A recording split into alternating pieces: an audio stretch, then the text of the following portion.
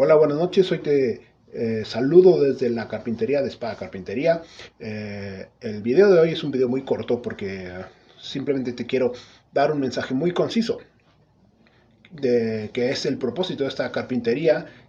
Como todas las carpinterías, aquí se transforman y se forjan, pero no muebles, aquí se forjan el carácter de los niños. Si tú eres un niño y quieres mejorar tu carácter, si eres una mamá soltera y no sabes cómo desarrollar la masculinidad en tus hijos, o simplemente eres un papá y quieres tener más herramientas para desarrollar el carácter de tu hijo, te sonará un poco extraño porque hablamos de desarrollar carácter y virtudes en los niños. Bueno, simplemente porque eso no está de moda y nunca lo va a estar. Lo que está de moda es ser una persona viciosa, comer de más, jugar de más, dormir de más y puras actitudes de acciones que a la larga te van a hacer vicioso.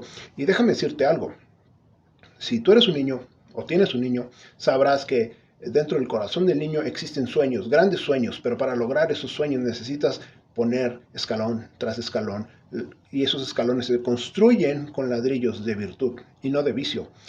Simplemente tienes que ver a aquellas personas que admiramos como niños y son ya sean atletas o científicos o músicos, personas que fueron capaces de desarrollar virtud, personas virtuosas. Y aquí te vamos a enseñar cuáles son las virtudes y lo más importante, cómo se desarrollan, porque para que logres esas metas, esos sueños, necesitas conocer la virtud y desarrollarla, no estar como el burro que tocó la flauta que simplemente le atinaste por chiripa.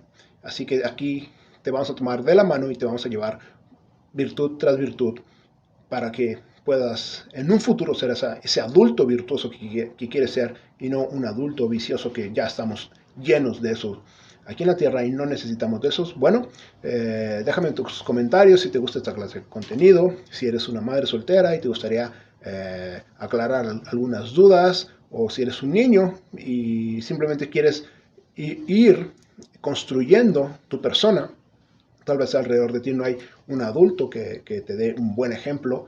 O déjame en tus comentarios si tienes alguna duda, algún tema, desde el desarrollo de alguna virtud, o si tienes alguna duda como niño, cómo se cambia desde una llanta.